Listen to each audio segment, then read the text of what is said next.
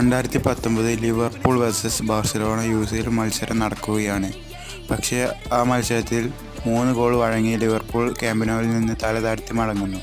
പക്ഷേ അത് കഴിഞ്ഞ് ബാർസ വരുന്നത് ലിവർപൂളിൻ്റെ മണ്ണായ ആൻഫീൽഡിലേക്കാണ്. കളി തുടങ്ങി 7-ാം മിനിറ്റിൽ തന്നെ ടെർസ്റ്റെഗൻ്റെ കയ്യിൽ തട്ടിയ പന്ത് ഡിയോഗോ ഒർജി പോസ്റ്റിലേക്ക് തട്ടുന്നു. സ്കോർ 1-3. പിന്നെ ലിവർപൂളിന് ഫസ്റ്റ് ഹാഫിൽ സ്കോർ ചെയ്യാൻ സാധിച്ചില്ല. അത് ആൻഫീൽഡിനെ വലിയ നിരാശയിലാക്കി. അങ്ങനെ ഇരിക്കുമ്പോഴാണ് ആൻഫീൽഡിൻ്റെ രക്ഷകനായി അവൻ അവതരിച്ചത്.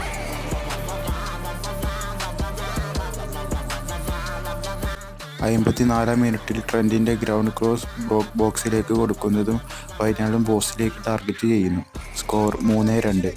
അത് കഴിഞ്ഞ് 56-ാം മിനിറ്റിൽ ഷാക്കിരി ബോക്സിലേക്ക് ഒരു ക്രോസ് കൊടുക്കുന്നു. ഉയർന്നു ചാടിയ വൈനാൾഡും അത് നേരെ ലക്ഷ്യത്തിലെത്തിക്കുന്നു. 73-ാം മിനിറ്റിൽ ട്രെൻറ്റിൻ്റെ ക്വിക്ക് കോർണറിൽ ഒർജി നേരെ പോസ്റ്റിലേക്ക് തട്ടുന്നതും